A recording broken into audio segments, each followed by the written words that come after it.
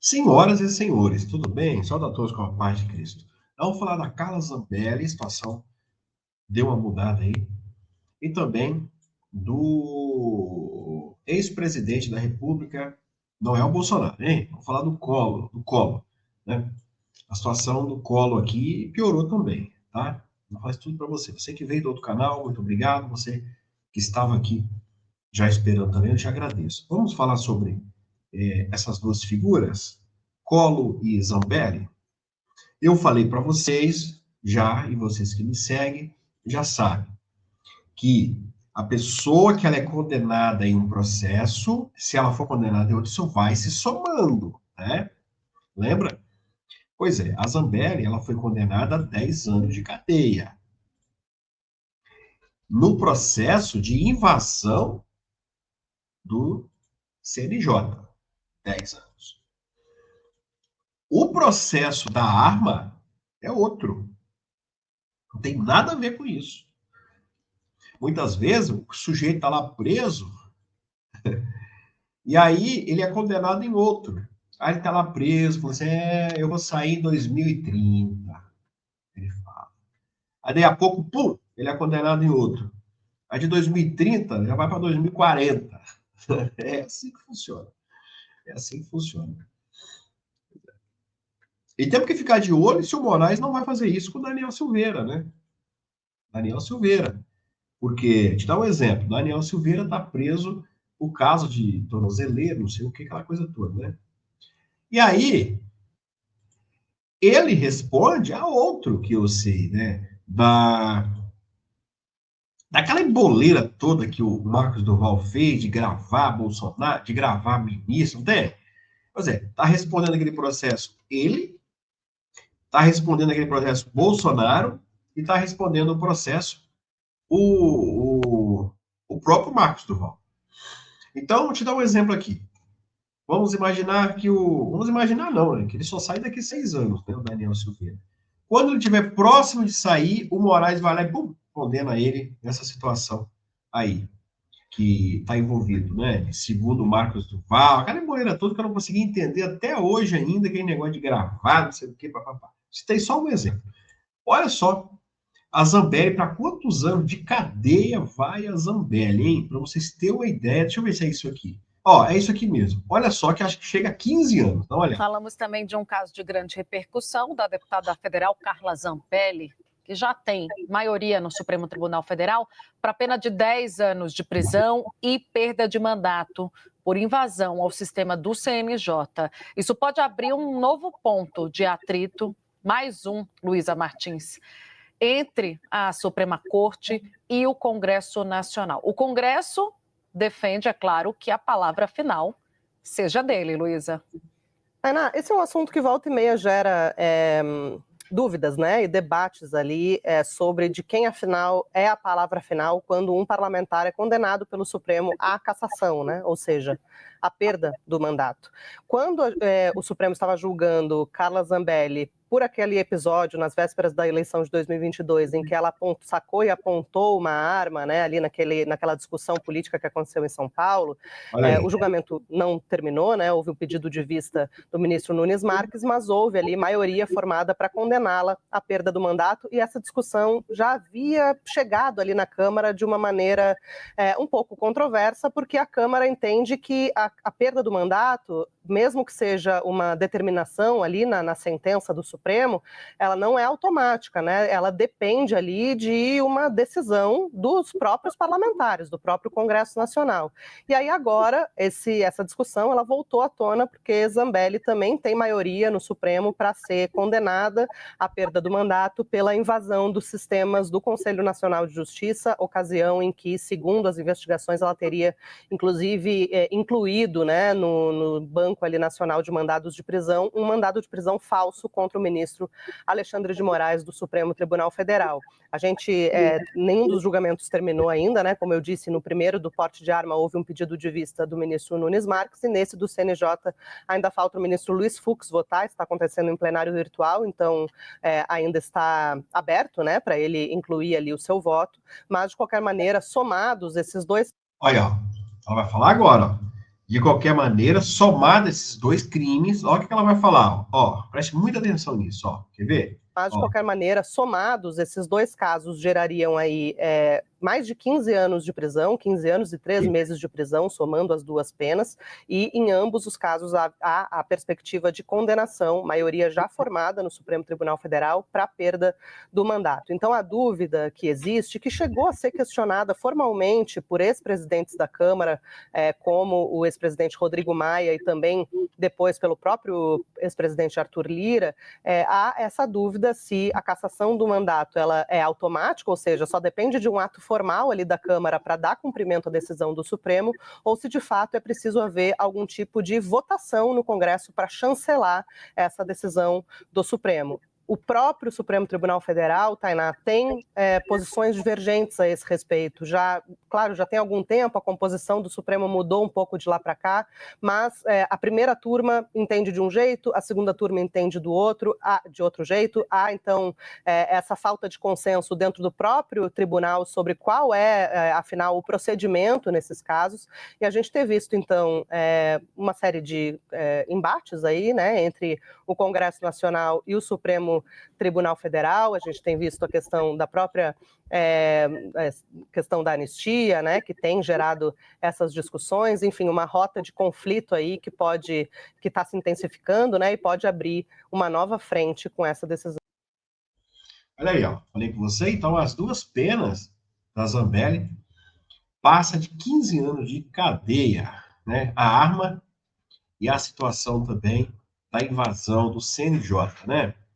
Agora nós vamos falar do Fernando Collor, que a situação dele também complicou. Tá aqui, ó. A gente traz a atualização sobre a situação de Fernando Collor, agora com decisão do ministro Alexandre de Moraes, do Supremo Tribunal Federal, determinando que o Ministério das Relações Exteriores suspenda o passaporte diplomático do ex-presidente. Nessa decisão, Moraes também proibiu que Collor saia do Brasil. Ele foi preso no dia 25 de abril e encaminhado a um presídio em Maceió. No começo do mês, o ministro Alexandre de Moraes atendeu um pedido da defesa que alegou questões de saúde e concedeu prisão domiciliar ao ex-presidente. Collor cumpre condenação de 8 anos e 10 meses por corrupção passiva e lavagem de dinheiro no âmbito da Operação Lava Jato. A gente traz a atualização... Aí, ó, Collor, então, está proibido de sair do país e também apreensão de passaporte, né? O ex-presidente Collor, que foi solto, mas está na mira da justiça. Preso ele não vai mais, né? Ele só vai preso se ele descumprir alguma coisa. Mas esses caras aí, eles não descumprem. Eles ficam ali, na moita, aí daí a pouquinho, um ministro, alguém vai lá e resolve a vida dele, né? Exatamente assim. E se descumprir também, fica meio que escondido, né? A gente não fica sabendo. Você já viu algum cara desse aí descumprir alguma coisa? Tá bom. Tá bom. Foi preso só para... Para que prenderam o Collor? A pergunta que eu faço a você nesse momento. Para que prenderam ele uma noite?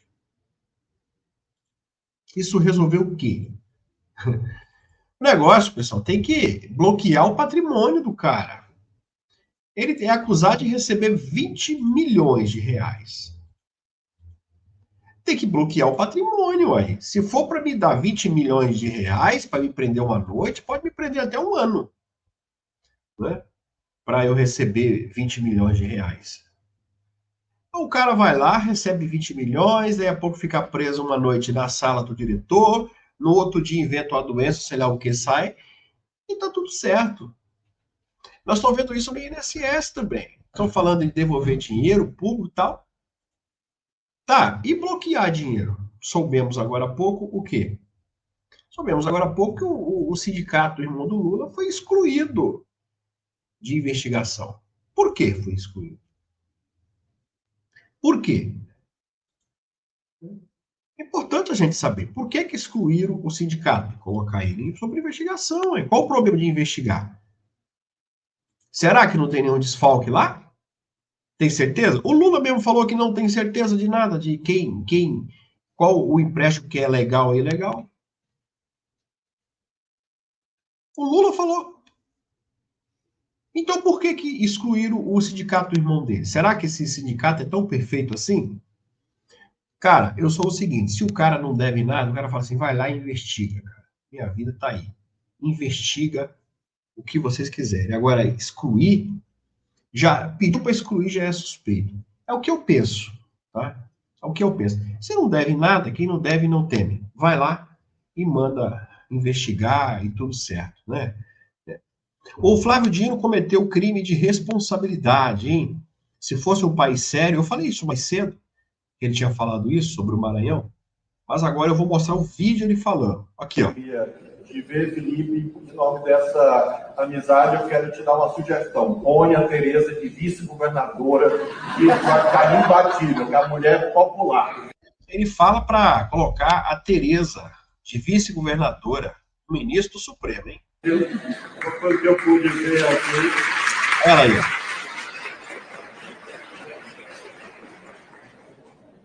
Eu acho que só um empecilho, ela não tem a idade constitucional ainda, né, para poder exercer esses cargos, tem que ter mais de 21 anos. E quando vocês aplaudiram o Arnaldo, eu disse Camarão é ele é o cara. Aí vocês aplaudiram mais a Tereza. Ele indicou, então, aí o... Só no Brasil que acontece isso, né? Ele indicou, então, o vice-prefeito, o vice-governador para chapa de 2026, e também já indicou aí a vice, né? O vice vai ser o candidato e a Tereza vai ser vice do vice. Interessante, né? Pois é. Então, para vocês verem aí que um ministro do Supremo palpitando no legislativo, né? Indicando lá, e falando normal ali, numa palestra, sei lá onde. Isso é papel do ministro, pessoal, de fazer isso? A meu ver, ele cometeu crime de responsabilidade. Se fosse um país sério, ele iria ali, certamente, receber ali. Tinha que ser impeachmentado ali, se fosse um país sério, tá? Então, meu amigo, a situação, nossa, é difícil nesse país, tá? Quando a coisa tá pegando, ministros vão lá pro Congresso, discute lá, daí a pouco eles acabam conseguindo, tá? Eles acabam conseguindo isso. Quando a coisa está pegando, o Lula pega o presidente da Câmara e do Senado, igual que fez agora, nesse momento, está fazendo isso. Tira do país. Os vice deles são um povo todo alienado, que não. Né? Nós temos um vice lá na Câmara dos Deputados. Eu fiquei tão feliz que, pela primeira vez, o PL conseguiu um vice, a vice-presidência da Câmara, mas me parece que esse cara, quando o Hugo Mota viaja, ele não faz nada, né? De interesse popular. Anistia, não coloca nada em Watnil, né? Nada. Esse cara não faz nada em relação ao povo. Então, nós vamos fazer o quê, né? Entendeu? Aqui, ó, a CNN tá falando aqui, ó. A CNN tá falando aqui o quê? Que o irmão do Lula, olha só como é que esses caras são, hein? Dá uma olhada nisso aqui, ó, o irmão do Lula aqui, ó. Yuri, vou chamar o Pedro Venceslau, porque ele tem uma apuração e ele vai explicar por que é importante. Olha só, Pedro, você apurou que um dirigente da Força Sindical afirmou que o irmão do presidente Lula não tem poder no sindicato. Explica para a gente, porque ele trabalha no Sindinap, né? Conta para a gente, então, como é que é essa apuração que você traz e por quê? O que ela significa? Qual é a intenção ao dizer que o irmão de Lula não tem força no sindicato? Pedro, boa tarde com calma, agora é para você. Boa tarde, Débora. Boa tarde, Yuri. Eu conversei com o Juruna, Antônio Carlos Gonçalves, que é secretário-geral da Força Sindical, e o Sindinap, que é uma das entidades que entrou na mira da Polícia Federal, ela é associada à Força Sindical. Ele disse que o irmão do Lula, conhecido como Frei Chico, José Ferreira da Silva, ele é vice-presidente do Sindinap, mas ele não tem poder sobre essas questões associativas no que se refere aos descontos dos associados.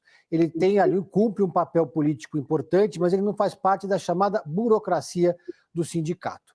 Lembrando, ele lembrou também, o dirigente da Força Sindical, que o Sindinap está entre as entidades que foram excluídas pela CGU dos bloqueios. Então, assim como a Contag, que é uma entidade também importante ligada ao campo, que é também muito ligada ao MST e às organizações do campo como um todo, as duas entidades foram excluídas dos bloqueios. Elas continuam, então, funcionando normalmente, embora tenham sido alvos também da Polícia Federal. Ainda segundo o dirigente da Força Sindical, é importante que se separe o que ele chama de joio do trigo, que existem muitas entidades que foram criadas e que são fantasmas porque não há uma legislação para controlar esse tipo de organização, assim como há no movimento sindical onde há unicidade. Até os anos 90, os sindicatos não tinham, os sindicatos tinham núcleos específicos para atender os aposentados. Não haviam sindicatos e associações nacionais específicos de aposentados. Então, com o advento do INSS, na gestão de Fernando Collor de Mello, foi aprovado um projeto de lei que foi sancionado pelo então presidente Fernando Collor de Mello, autorizando os descontos em folhas e a criação dessas associações. Essas associações, então, começaram a se proliferar, oferecendo uma série de benefícios ou prometendo uma série de benefícios para os associados. Então, a pessoa se aposenta, se associa a uma dessas entidades e aí tem direito a colônia de férias, a tratamento dentário, também sorteios de presentes e entre outras atividades, e também, claro, a promessa de que ela vai lutar pelos direitos dos aposentados. Então, ela oferece, ao mesmo tempo, a luta sindical da categoria, que agora é uma categoria dos aposentados especificamente, e também todos esses benefícios. Mas, como não há unicidade sindical, no caso da unicidade sindical, apenas uma entidade tem que representar toda uma categoria, então houve essa proliferação. O que defende, então, o dirigente da Força Sindical? Que as entidades elas tenham que ter representatividade nos estados, um número determinado de associados, comprovar os benefícios que elas dão, para só então elas serem autorizadas a entrarem na lista daqueles que podem descontar em folha, fazendo esse meio campo entre o aposentado e o INSS, porque isso, em tese, facilita a vida do aposentado, porque o aposentado não precisa ir até a sede da entidade para fazer o pagamento ou receber um boleto em casa.